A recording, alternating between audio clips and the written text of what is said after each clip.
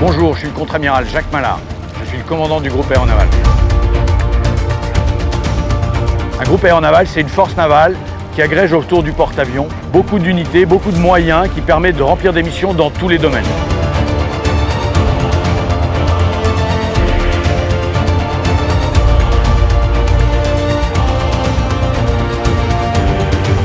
Subic Bay gets elite recognition from France, the only port in Asia-Pacific to earn such praise. While the world's attention is focused on regional power struggles, France's powerful Clemenceau 25 carrier strike group just delivered a strategic message loud and clear. Subic Bay isn't just back, it's indispensable.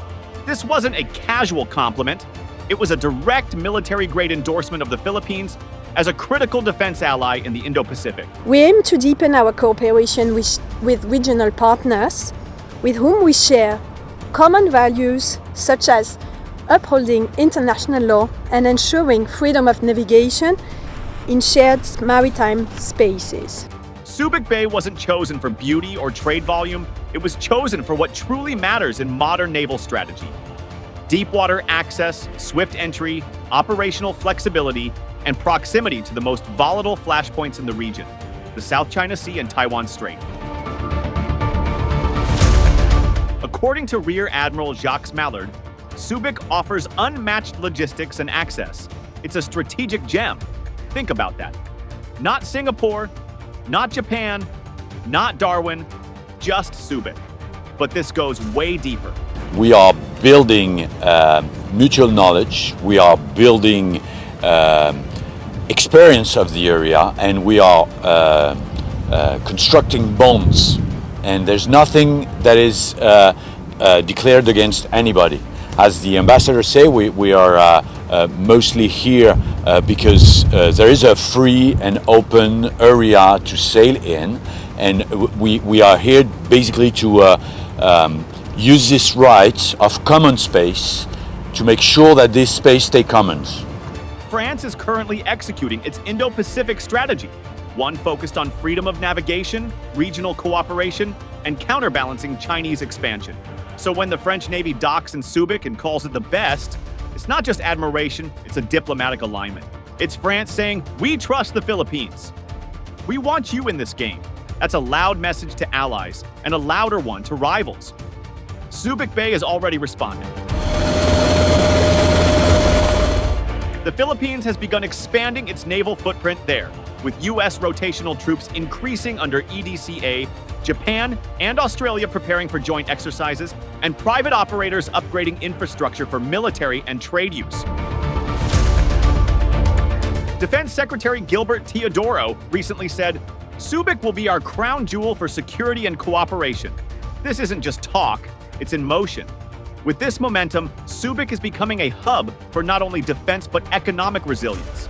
Its location makes it ideal for strategic logistics and disaster response, which means more foreign interest, more infrastructure funding, and more geopolitical weight for the Philippines. We're not just reacting anymore, we're shaping the regional balance. This moment matters. As China builds artificial islands and tensions rise over Taiwan, Subic Bay is quietly turning into the most valuable real estate in Southeast Asia. France has noticed.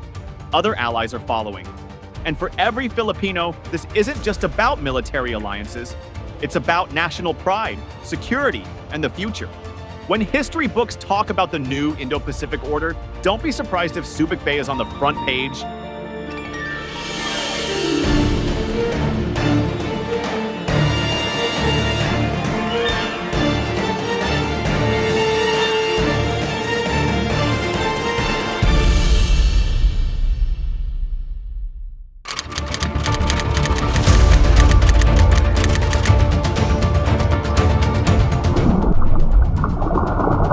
So why did the French Navy, out of all the ports in the Indo-Pacific, choose Subic Bay as the standout? To understand this, we need to zoom in on Mission Clemenceau 25, France's high-stakes military deployment to the Indo-Pacific. This wasn't just a naval cruise.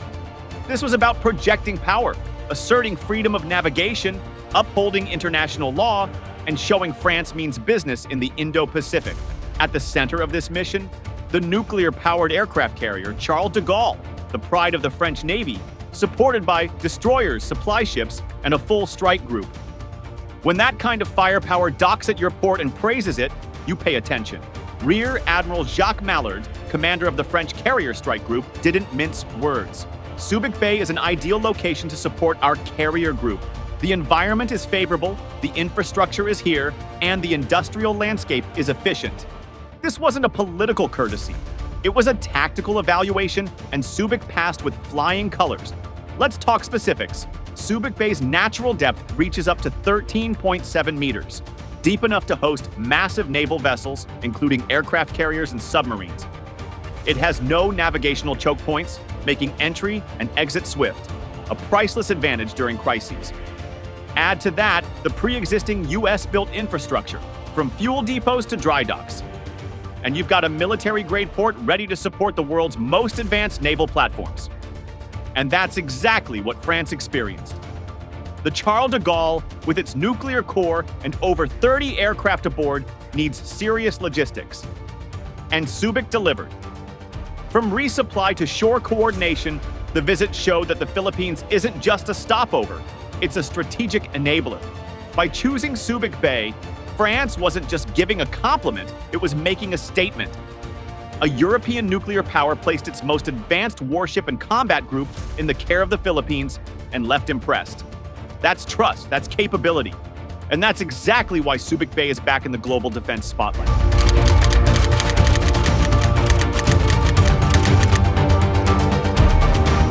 Before France saluted it, and before modern warships called it ideal, Subic Bay was already a legend.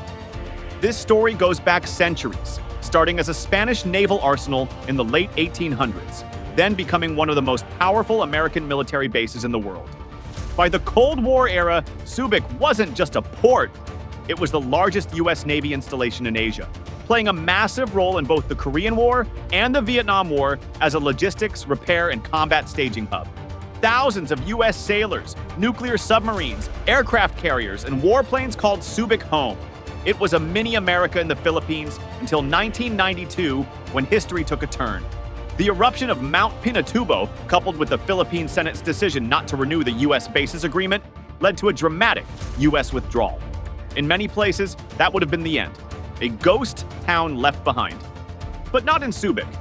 What happened next is nothing short of heroic. With no national funding, no military, and no clear future, over 8,000 volunteers, mostly ordinary citizens, stood guard over the entire base. Leading them? Then, Olongapo Mayor Richard Gordon. He and his people protected every facility, from power plants to barracks, from looters and decay. And they didn't stop there. They transformed it.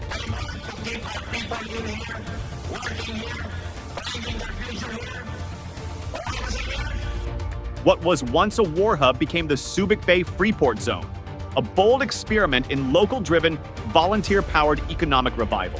We showed the world what Filipinos can do when we take charge of our destiny, Gordon once said, and he meant it. Fast forward to today, and Subic is a commercial and military hybrid zone. It hosted major global shipyards, including the once massive Hanjin Heavy Industries, which sadly collapsed in 2019 but showed the port's industrial potential. Subic also has a Master Ship Repair Agreement, MSRA, with the US Navy, allowing American warships to undergo major repairs and maintenance locally, a rare and valuable arrangement. The port continues to handle container traffic, logistics operations, and foreign naval visits, including from the US, Japan, South Korea, and now France. Of course, Subic hasn't had a perfect journey. The loss of Hanjin was a blow, and competition from larger commercial ports like Manila and Batangas has challenged its economic momentum. But make no mistake, Subic Bay is resurging, especially now that its strategic military value is being rediscovered by global powers. From colonial port to Cold War fortress, from volcanic shutdown to volunteer-driven resurrection, Subic Bay is proof that history doesn't just repeat, sometimes it evolves.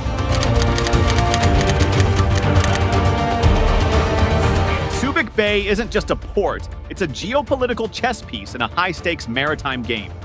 Located on the west coast of Luzon, Subic opens directly into the South China Sea. placing it within immediate range of key flashpoints like the Spratly Islands, Scarborough Shoal, and the Taiwan Strait. Its deep, naturally sheltered harbor, up to 13.7 meters, is rare in Southeast Asia and makes it ideal for housing everything from submarines to nuclear-powered aircraft carriers. That's why France's recent praise isn't just symbolic, it's strategic calculus. For the Philippines, this recognition perfectly aligns with its evolving security strategy. In the face of growing Chinese assertiveness in the West Philippine Sea, Manila has been strengthening ties with democratic partners, and France is stepping up. Beyond this naval visit, France and the Philippines have been discussing joint patrols, ramping up maritime defense cooperation, and even exploring military hardware sales, including naval helicopters and radar systems. The praise for Subic Bay sends a clear message. The Philippines is no longer just a regional player, it's becoming a key operational ally. Zoom out, and you'll see an even bigger picture forming. France's presence in the Indo-Pacific is part of a broader European pivot to the region. The UK's HMS Queen Elizabeth Carrier Strike Group visited in 2021. Germany deployed the frigate Bayern through disputed waters in 2022. These aren't random tours. They're calculated moves by European democracies to support freedom of navigation and push back against coercive maritime behavior. And for these far-reaching naval forces, Subic Bay is emerging as a crucial logistical lifeline. France's interest in the port isn't just about one visit, it's about building a trustworthy base of operations in one of the world's most contested maritime zones. In short, Subic Bay's revival isn't just about Philippine pride, it's about global strategy. As the Indo-Pacific becomes the center of 21st century geopolitics, Subic is being reactivated not just as a port, but as a platform for regional security, diplomacy, and deterrence. And the world is docking here, one navy at a time.